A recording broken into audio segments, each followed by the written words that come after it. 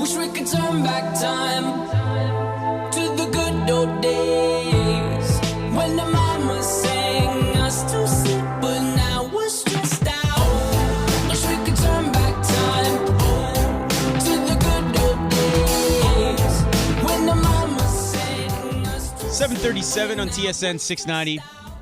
It's Weekend Game Plan with Matthew Ross. We're here until 9 o'clock. Back tomorrow, 7 to 9 o'clock. Still to come, Habs breakfast just after 8 o'clock. We'll have Marc-Antoine Gaudin of La Presse on to talk some Montreal Canadiens.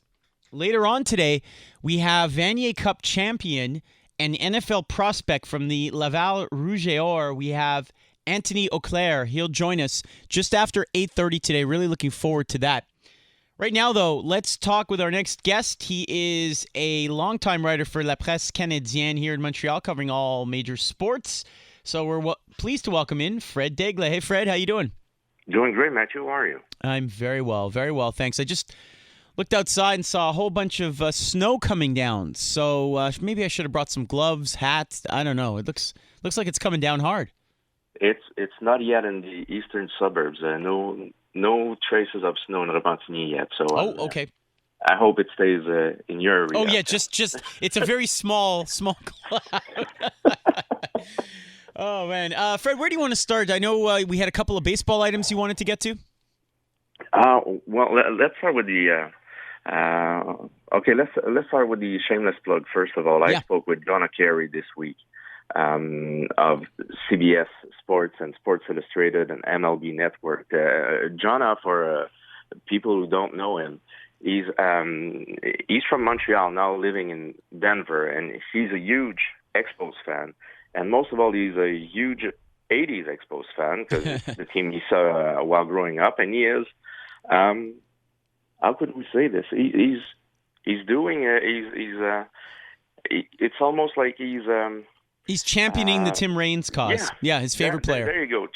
He wants Tim Raines to be in the Hall of Fame. Tim Raines will be eligible for his 10th and final year this year on the Baseball Writers Association of America ballot for the Hall of Fame.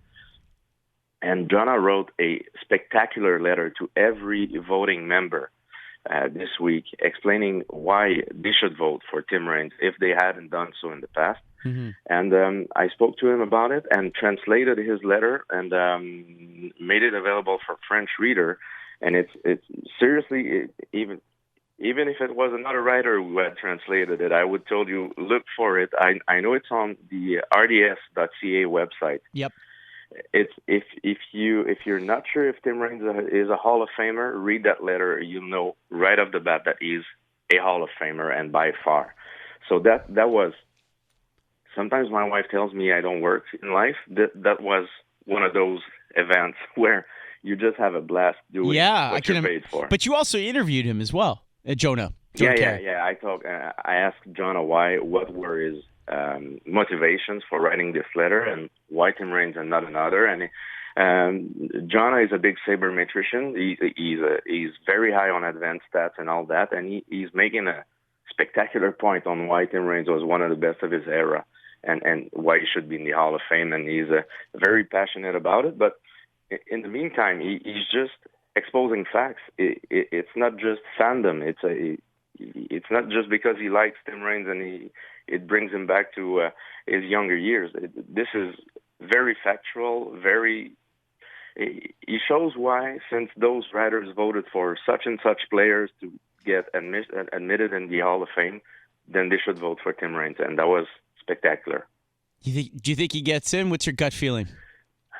Last year he missed 23 votes to get in. So I think he will get in because of Jonah's letter and because of new voters. Because the Hall of Fame has purged the voting pool in the past years. And when you were given a vote, you had it for life before, and now if you move on and cover NASCAR and golf and other sports and not baseball so much, they remove your vote after a few years, and they get new voters in, because if you've been covering baseball for 10 years straight, you get a vote to the Hall of Fame. He is. And Reigns, with the new voters, last year he had a 9 out of 10 new voters voted for him. Mm-hmm. So you can count a few more votes there. And it seems that Jona's work is paying out, because he told me he spoke to about a handful of voters who didn't vote for Tim Raines last year, and told him, yeah, I'll give him a vote this year. So I think he goes in. I hope so, man. It'll be a lot of fun in Cooperstown this year. We're chatting with Fred Daigle of the Presse Canadienne here on Weekend Game Plan with Matthew Ross.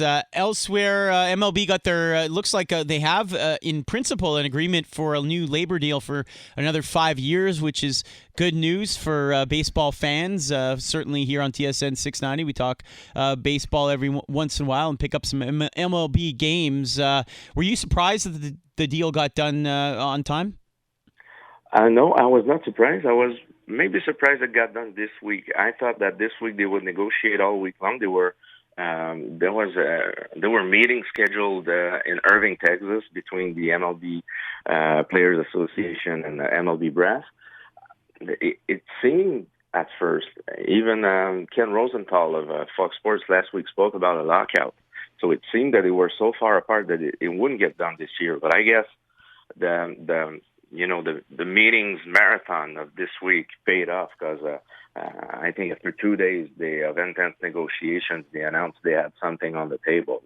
So it's a great news for baseball that will go now 26 straight years without a work stoppage.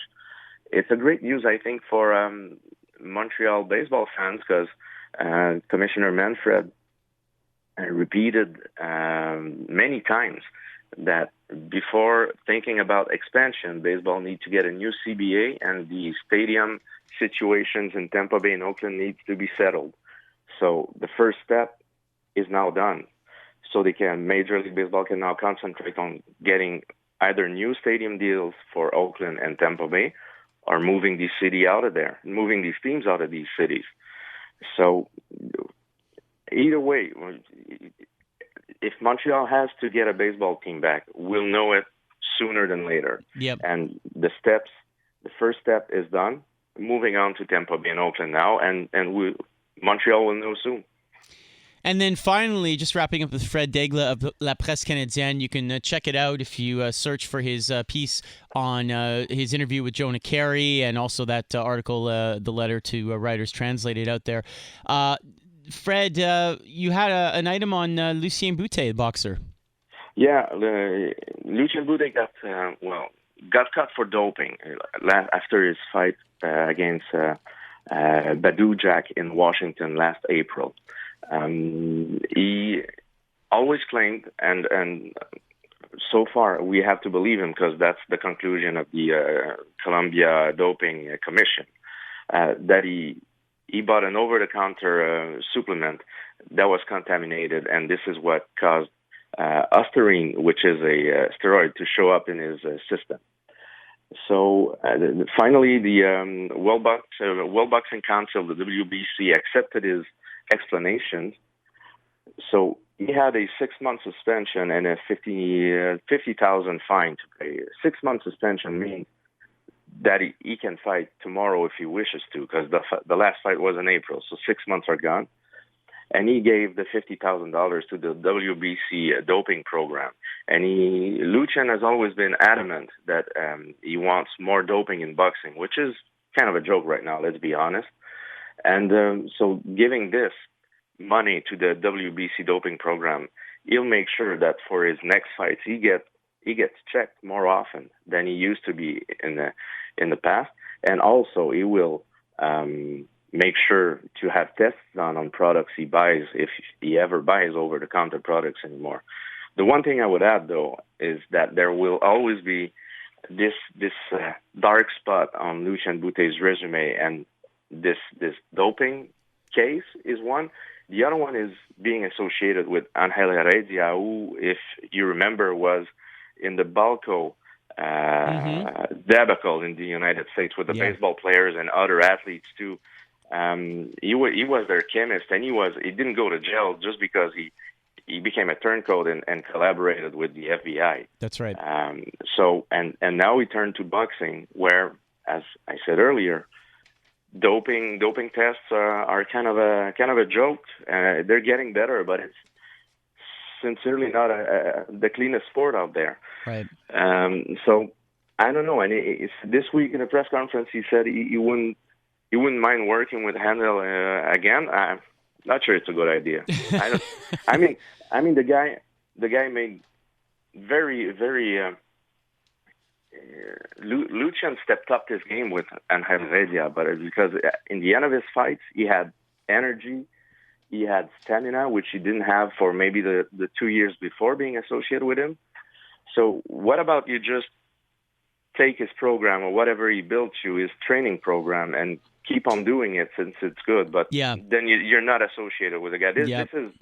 This is my humble opinion, and by no way I will dictate what Lucien Bute does, but I would stay away from this guy because obviously it brings a spotlight on stuff and on Heredia's past that you don't want to hear about every time you will fight, and the questions will rise every time now. He is Fred Daigle, at Fred Daigle on Twitter if you want to follow him there. Fred, merci beaucoup. Thanks so much. Merci à vous, messieurs. Have a nice week.